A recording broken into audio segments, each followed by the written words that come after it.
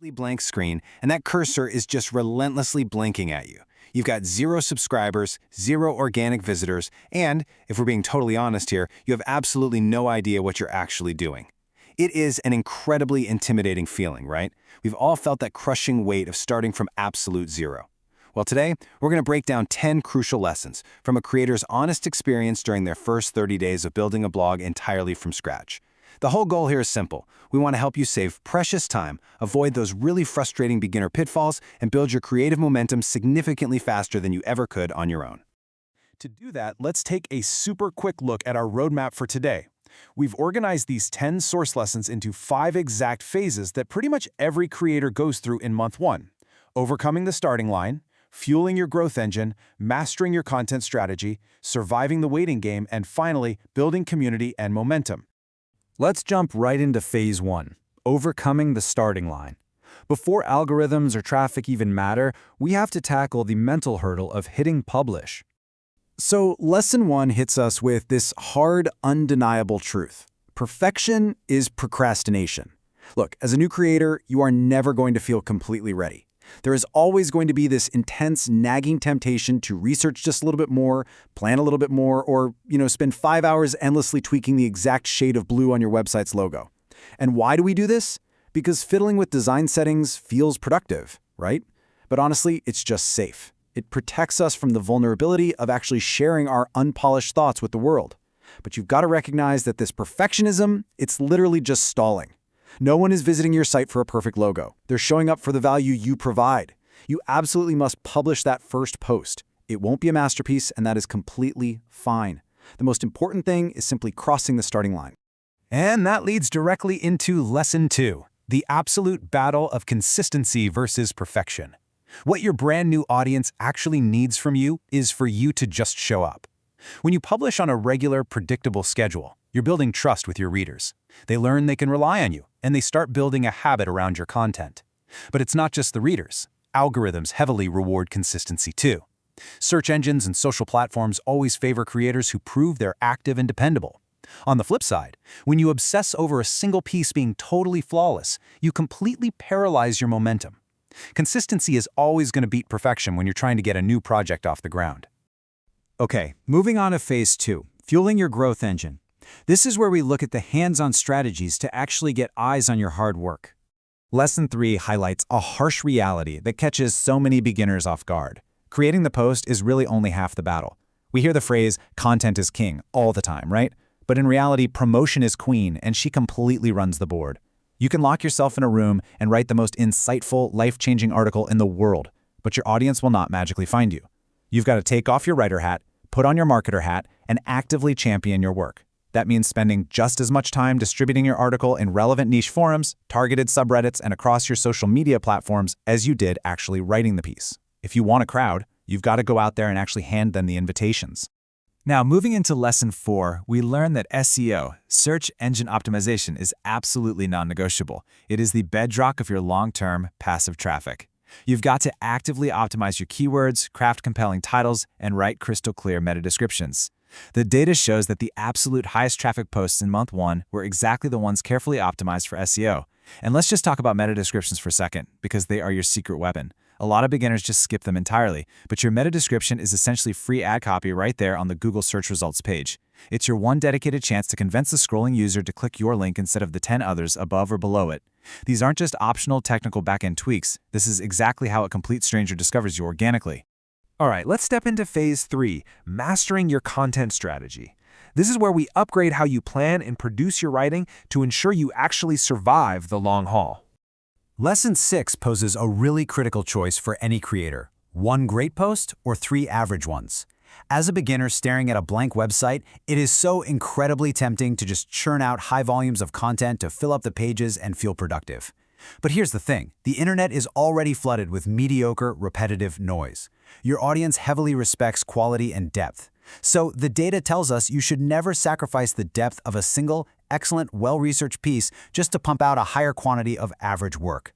High-signal deep content is what actually cuts through the static, earns those bookmarks, and transforms a casual clicker into a fiercely loyal fan. Quality over quantity is your absolute greatest leverage. So, How do you maintain that high quality without completely burning out by week 3? Well, Lesson 9 introduces a strict 3-step content calendar system. Relying on sudden, romantic bursts of inspiration simply isn't sustainable for a serious creator. You need to completely ditch random inspiration, plan your content at least 4 weeks in advance, and know exactly what you're going to create and when. Just think about the immense psychological relief of waking up, sitting down with your morning coffee, and knowing exactly which document to open because that decision was already made for you weeks ago. Setting up this specific framework dramatically reduces your daily stress, and it naturally elevates the quality of your output because you aren't constantly rushing to meet a self-imposed last-minute deadline. Next up, we inevitably hit Phase 4, Surviving the Waiting Game. Welcome to the infamous Trough of Sorrow, where every creator gets tested. Let's focus on a very important number right now, 100. Lesson 5 tells us that getting your very first 100 visitors is the absolute hardest part of the entire blogging journey. But why are they so excruciatingly hard to get? Well, because right now, you're essentially a ghost. You have zero domain authority in the eyes of search engines, and you have zero social proof in the eyes of readers. Asking someone to give you 5 minutes of their day when literally no one else is vouching for you is a massive ask. Because they're so hard to win over, these early adopters are incredibly valuable. You need to treat those first 100 visitors like absolute gold. Thank them, respond to them, and learn from them. And speaking of that incredibly slow grind, here's another very familiar number, 50. We have all been there, refreshing your analytics dashboard 50 times a day, just hoping for a tiny little hit of dopamine, desperately waiting for those visitor numbers to climb from 2 to 3. It is a universal, almost unavoidable beginner experience. But the real key takeaway here is how you manage that anxiety. You've got to stay patient and actively channel that nervous energy back into your work. So whenever you feel the urge to refresh your analytics tab, close it immediately and open a blank document instead. Channel all that anticipation into creating your next great piece of content, rather than obsessing over metrics you simply cannot control. Lesson 7 gives us a crucial reality check regarding monetization, specifically when looking at timelines for things like Google AdSense. On day 1, you enthusiastically apply. By day 3, your expectation is usually that you'll be approved, ads will be live, and you'll be ready to roll. But week 3, that's the sobering reality of when approval actually happens in the background. That silent 3-week lag is exactly where so many dreams just die in the trough of sorrow. The waiting game really plays tricks on your motivation. So the vital lesson here is that while you might expect really quick administrative results, you just need to put your head down and keep creating content to survive the weeks it actually takes for these background processes to finalize. Do not let bureaucratic delays stop your creative momentum. Finally, we reach our 5th and final phase, building community and momentum. Let's look at how to turn that slow trickle of traffic into a sustainable platform. Lesson 8 flips the traditional script entirely by insisting you build your community first, way before you try to scale. You need to aggressively build actual relationships by replying to every single comment, engaging genuinely in social media discussions, and actively asking your readers questions. This connects directly to the famous concept of having 1,000 true fans. A small, deeply engaged community that trusts you and interacts with you is infinitely more supportive and lucrative than a massive, passive audience that forgets your name 5 seconds after clicking away. By building real relationships before blindly chasing page views, your early community actually becomes your biggest, most reliable source of marketing. Lesson 10 leaves us with a golden foundational rule. Blogging is a marathon, not a sprint. Look, in today's digital landscape, it is so incredibly easy to fall into the comparison trap.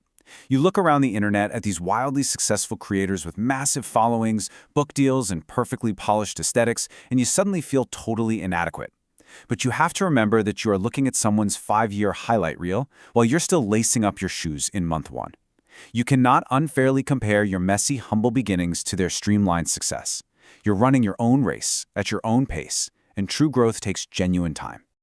At the end of the day, your first 30 days are not about getting rich, going viral, or breaking any traffic records. They are primarily about establishing rock-solid consistency and finding genuine joy in the daily process of writing and improvement. If you can actually enjoy the journey of creating, if you can just focus on getting a tiny bit better, writing a slightly better headline, or crafting a slightly better hook each day, the compounding returns are eventually going to take care of the big numbers. As we wrap up this explainer on the gritty realities of your first month as a creator, I really want you to think about your own creative projects. Remember, the most important thing isn't being perfect right out of the gate. It's being consistent and actually showing up for your future audience. I'd love for you to reflect on these 10 takeaways and let us know in the comments, which one of these lessons caught you off guard or surprised you the most? Is there a specific mental hurdle or perfectionist trap that's keeping you from hitting publish today?